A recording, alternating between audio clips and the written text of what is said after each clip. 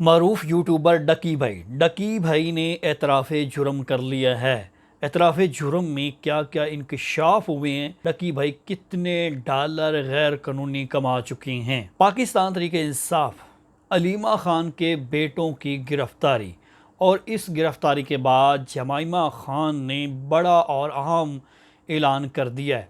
जमाइमा खान के इस ऐलान के बाद हुकूमती हलकों में हलचल मच गई है। सुहेल वड़ैच ने बिल आखिर खामोशी तोड़ दी और DGISPR का जवाब दे दिया। सुहेल वड़ैच ने भी खामोशी तोड़ दी और DGISPR को जवाब दे दिया।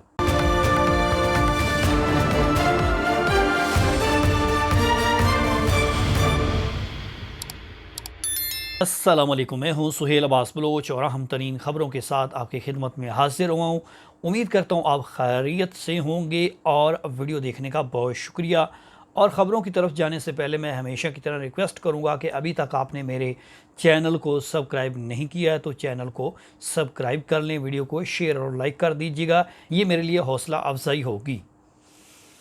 डकी भाई जो हैं वो गिरफ़्तार हैं और डकी भाई के लिए मुश्किलात बढ़ती ही जा रही हैं। डकी भाई जो हैं वो अब माफ़ियों पर और एतराफ़ जुर्म पर उतर आए हैं। और डकी भाई ने आज एक बड़ी माफ़ी मांगी है और पूरे पाकिस्तान से, पूरी कौम से माफ़ी मांगी है। डकी भाई ने जुर्म किया नहीं किया ये तो फ़ैसला भी होना बाकी है, लेकिन उससे पहले डकी भाई जो हैं वो माफ़िया मांगने पर उतर आए हैं। क्या सच में डकी भाई ने जो है वो गैर कानूनी जुआ खेला है? क्या कौम का ख़जाने को नुकसान पहुंचाया है, लोगों को बरगलाया है, नौजवान नस्ल को ख़राब किया है? या डकी भाई जो हैं वो खौफ में मुब्तला हो गए हैं? जब इंसान गिरफ़्तार हो जाता है तो आप झूठ को भी सच साबित करना शुरू कर देते हैं, या फिर झूठ भी आपको सच लगना शुरू हो जाता है। उसकी रीज़न ये है, डकी भाई नेशनल साइबर क्राइम एजेंसी के पास बंद हैं और हवालात में। और बुरी खबर उनके लिए ये है कि 5 रोज़ का मज़ीद जिस्मानी रिमांड जो है वो उनका मंसूर हो गया है। 2 रोज़, 4 रोज़ और अब 5 रोज़, यानी कि अब तक की जो डकी भाई हैं उन्हें 11 दिन जो है वो नेशनल साइबर क्राइम एजेंसी जो है उनके पास हवालात में बंद रहना पड़ेगा। अब 11 दिन के बाद दोबारा जब डिस्ट्रिक्ट कोर्ट में आएंगे शायद फिर उनका जो है वो रिमांड मिल जाए या जुडिशल हो जाए, लेकिन उन्होंने उससे पहले माफ़ी मांगना शुरू कर दी है। और माफ़ी इसलिए मांगना शुरू कर दी है, वो कहते हैं कि जी मुझसे गलती हो गई है, और मुझसे डकी भाई कहते हैं बड़ी गलती हो गई है। वो कहते हैं मुझे इन चीज़ों का इल्म नहीं था और ये सारी चीज़ें जो हैं मुझे अब इल्म हुआ है, जब मैं गिरफ़्तार हुआ हूँ, जब साइबर क्राइम के जो लोग हैं उन्होंने उन्हें फांटा लगाया है या उन्हें जो है उन पर सख्तियाँ की होंगी, साफ ज़ाहिर है। और ऑलरेडी उनके वकील कह चुके हैं, उनको मुर्गा भी बनाया गया है और मुर्गा बनाकर उनसे माफ़ियाँ भी मंगवाई गई हैं। और शायद अब जो है वो डकी भाई और नेशनल साइबर क्राइम का जो रास्ता है वो अब आसान होता जा रहा है। पूछ रहे होंगे वो कैसे? वो इसलिए कि डकी भाई ने आज जो है वो अलानिया माफ़ी मांग ली है। जब उनको अदालत में पेशी के लिए नेशनल साइबर क्राइम एजेंसी के जवान लेकर आए तो उस दौरान उन्होंने एक वीडियो बयान जो है उनका रिकॉर्ड हुआ, एक मीडिया को उन्होंने जो है वो इंटरव्यू दिया और उस दौरान वो कहते हैं जी मैं लोगों से, आवाम से, पाकिस्तान से माफ़ी मांगता हूँ। माफ़ी डकी भाई इस बात की मांग रहे हैं कि वो गैर कानूनी ऐप थी और उसका मुझे इल्म नहीं था, और उस ऐप्स के ज़रिए वो डकी भाई कहती हैं कि जो मैचेस थे उस पर भी उसके ऐड चल रहे थे और मुझे इल्म नहीं था, और नॉलेज न होने की वजह से उस ऐप की जो है वो मैंने एडवर्टाइजमेंट की और उसी जुर्म की मैं आज माफ़ी मांगता हूँ। यानी कि डकी भाई जुए खेलने पर या पैसे जुए के कमाने पर माफ़ी मांग लिए और एतराफ़ जुर्म कर लिया। डकी भाई का जो लहजा है वो अब पुलिस वाला जब गिरफ़्तारी में थी या जब उन पर मुकदमा दर्ज होता था वो लहजा नहीं था।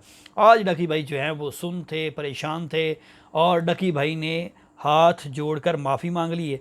और अभी उनके 5 रोज़ का जिस्मानी रिमांड मंसूर हुआ है। उस 5 रोज़ में नेशनल साइबर क्राइम के लोग उनसे क्या क्या पूछेंगे, क्या क्या फांटा लगाएंगे, क्या क्या मार कुटाई होगी, ये तो फिर जब 5 रोज़ का जिस्मानी रिमांड ख़त्म होगा तो फिर जो है वो पेश होंगे तो उनसे बातचीत होगी, या खुद ही वो एतराफ़ कर लेंगे या फिर उनको जुडिशल कर दिया जाएगा। लेकिन आइंदा पेशी पर डकी भाई के जुडिशल होने के बहुत सारे इम्कान आते हैं। नेशनल साइबर क्राइम ने जो मकसद हासिल करना था वो कर लिया है, और नेशनल साइबर क्राइम के इंकशाफात, जो नेशनल साइबर क्राइम ने उनके बारे में इंकशाफात किए हैं वो भी बड़े दिल दहला देने वाले हैं। और उन्होंने ये कहा है कि जो इंडिया की एक ऐप है उसकी तशहीर की गई और 40 ऐप्स ऐसी हैं जो जुआ खेलती हैं और उनकी इकॉनमी इसी जुए पर चलती है, और उसकी तशहीर की गई है। और उससे 10 से जो $20,000 हैं वो इन्होंने एक तशहीर पर लेते थे। और जो इनकी ये तमाम तर तशहीर है वो गैर कानूनी थी। और 10 से जो है वो 15 साल के जो बच्चे हैं, नौजवान हैं, उनको इस जुए पर लगाया जा रहा है और उनको गुमराह किया जा रहा है। ये नेशनल साइबर क्राइम के लोग जो हैं वो इल्ज़ाम लगा रहे हैं उन पर, लेकिन अदालत में अभी तक जिस्मानी रिमांड ही दिया जा रहा है और फैसला साहब ज़ाहिर इसका जो है वो अब टाइम लगेगा। लेकिन इब्तदाई तौर पर 5 रोज़ का उनका जिस्मानी रिमांड जो है वो मंजूर कर लिया गया। डकी भाई डकी भाई डकी भाई माफ़िया मांगनी शुरू कर दी हैं। ये जो नौजवान और फैमिलियाँ उनको देखती थी और बार बार उनको देख कर इंजॉय करती थी और यूट्यूब चैनल बनाने का सोच रही थी, शायद अब वो यूट्यूब चैनल नहीं बनाएंगी। अलीमा खान के 2 बेटे गिरफ़्तार हो गए हैं जी, और दोनों बेटों की खबर आप सुन चुकी हैं। लेकिन इससे आगे खबर बड़ी दिलचस्प है। एक तो पुलिस कह रही है शवाहिद उनके पास मौजूद हैं 9 मई में जिना हाउस जलाओ घिराव में। दूसरी खबर ये है कि जमाइमा खान ने एक सोशल मीडिया पर जो है वो ट्वीट की है, और सोशल मीडिया पर उन्होंने ये इस बात को जो है वो दोहराया है, कोई भी रियासत सियासी इंतकाम के तौर पर किसी ख़ानदान पर कार्रवाई नहीं कर सकती। उन्होंने कहा जी एक बेटा अलीमा खान और उनका गिरफ़्तार हुआ और अगवा किया गया, रात बच्चों के सामने जो है धावा बोलकर जो है वो गिरफ़्तार किया गया शाहरेज़ खान को, और उसके बाद उनके दूसरे बेटे को भी इसी तरह से गिरफ़्तार कर लिया है। और किसी रियासत को सियासी इंतकाम के तौर पर घरेलू जो इंतकाम है वो नहीं होना चाहिए।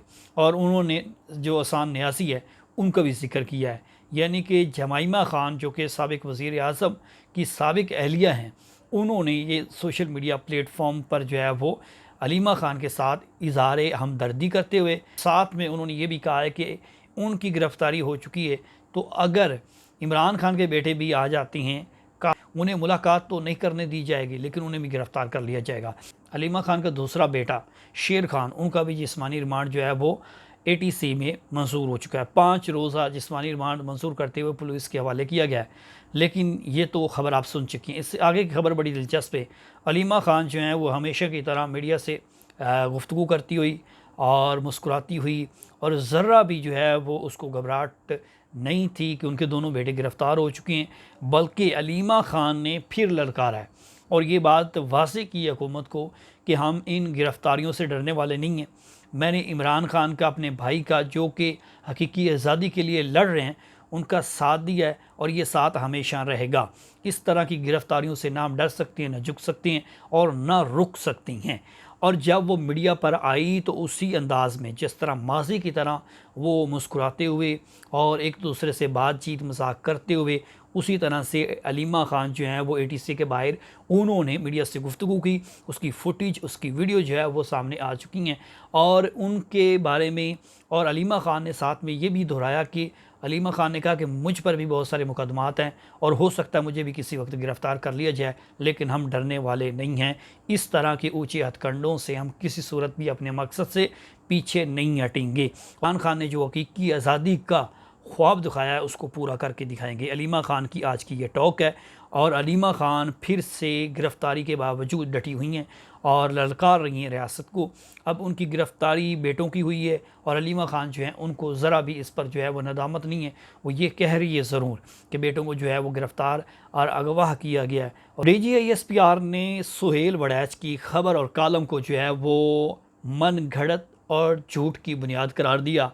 सुहेल वड़ैच ने खामोशी तोड़ दी है और आज उनका भी रद्द अमल आ गया है, और उनका भी रद्द अमल उसी तरह है जिस तरह DGISPR ने उनके कालम के 2 रोज़ या 3 रोज़ के बाद जो है वो इसका जवाब दिया और उसकी तरदीद की। उसी तरह से सुहेल वड़ैच भी जो हैं वो काफ़ी देर सोचने समझने और कई घंटे उन्हें लग गए, और कई घंटों के बाद जो है वो उन्होंने भी आज इस बात का जवाब दे दिया है। और उन्होंने सबसे पहले ये कहा कि फ़ौज के तर्जमान जो हैं उनको शायद इल्म ही नहीं है कि मेरे कालम में क्या लिखा हुआ था। उन्होंने मेरे कालम को शायद पढ़ा ही नहीं है, और जो वो बात कर रही हैं उसका मेरे कालम में कोई ज़िक्र नहीं है। सुहेल वड़ैच कहती हैं ना तो मैंने कोई 9 मई माफ़ी की बात की है, ना मैंने कोई इंटरव्यू जो है वो फील्ड मार्शल आर्मी चीफ के साथ जो है वो जोड़ा है। मेरा कालम अभी भी मौजूद है और उसको पढ़ा नहीं है उन्होंने। ये सुहेल वड़ैच जो हैं वो DGISPR के जो उन्होंने तरदीद की थी, DGIS पर की तरदीद की थी, उस पर जवाब दे रहे हैं। सुहेल वड़ैच के ख़िलाफ़ जो है वो पीका एक्ट के तहत कार्रवाई होनी चाहिए, ये बार बार लोग कह रहे हैं। लेकिन सुहेल वड़ैच जो हैं वो अब आहिस्ता आहिस्ता, डरते डरते, सहमे सहमे उन्होंने जवाब दे ही दिया है। और उन्होंने फिर दास्तान जो है वो माजी की मुशर्रफ, नवाज़ शरीफ, इमरान खान समेत दीगरों की दलीलें देकर इस जो जवाब है, अब DGISPR जो हैं उन्होंने इनकी तरदीद और मन घड़त और ज़ाती मफाद करार दिया है तशहीर को। और उनका जवाब उन्होंने पाकिस्तान की हिस्ट्री से जोड़ा है और अपनी 40 साल सफ़र से जोड़ा है। और सुहेल वड़ैच साहब जो हैं वो शायद अपने आप को बचाने के लिए लंबी तहरीर तो लिख बैठे हैं, लेकिन वो फिर भी बच नहीं रहे हैं। उसकी रीज़न ये है कि जब उनको सीधा सीधा मन घड़त झूठ उनके कालम को करार दिया गया है तो वो वहाँ तक रहते और उसी का जवाब देते।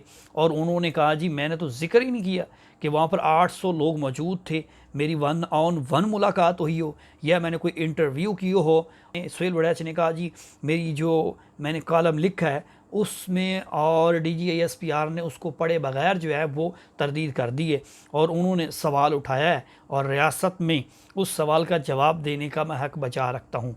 ये सुहेल वड़ैच साहब जो है वो धीमे धीमे, डरते डरते, खड़े होते होते या लेटते लेटते उन्होंने बिल आखिर लिख तो दिया है।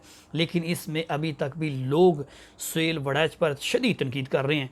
और उन्हें जो है वो सुहेल वड़ैच को इसलिए तनकीद कर रहे हैं, पाकिस्तान तहरीक इंसाफ वाले भी और नून लीग वाले दोनों जो हैं वो तनकीद कर रहे हैं, दोनों जो हैं वो तनकीद कर रहे हैं। और सुहेल वड़ैच साहब जो हैं उनका कालम जो है और उनके अदारे के मुतल्लिक भी जो बातें हुई हैं, उसके बाद अब लगता ये है कि सुहेल वड़ैच को मज़ीद मुश्किलात का सामना है। और उनके ख़िलाफ़ ऑलरेडी जो नेशनल साइबर क्राइम है उसमें एप्लीकेशन दर्ज हो चुकी है। सुहेल वड़ैच जो है वो गिरफ़्तार भी हो सकते हैं, सुहेल वड़ैच के ख़िलाफ़ कार्रवाई भी हो सकती है। हो सकता है उस एप्लीकेशन को नेशनल साइबर क्राइम जो है वो आगे ना लेकर चले। लेकिन एप्लीकेशन जो है मशकूर हुसैन नामी जो शहरी है उन्होंने अपने वकील के ज़रिए जो है वो एप्लीकेशन दी थी। और नेशनल साइबर क्राइम ने अभी तक ना तो उस पर कोई नोटिस जारी किया है और ना ही उसको अभी देखा है। अगर नेशनल साइबर क्राइम को कोई आर्डर मिलता है तो उस पर कार्रवाई हो सकती है, नहीं मिलता तो वो बिल्कुल रुक जाएगा। लेकिन सुहेल वड़ैच ने बिल आखिर, सुहेल वड़ैच साहब जो हैं उन्होंने कोई ना कोई खामोशी तोड़ कर उसको कहीं ना कहीं कवर करने की कोशिश की है, जो कि कवर नहीं हो सका। ये थी अहम तरीन खबरें जो मैंने आपके साथ शेयर की हैं। अपना ख्याल रखिएगा। सुहेल अब्बास बलोच को दीजिए इजाज़त, आपसे दोबारा मुलाकात होगी। खुदा हाफिज़।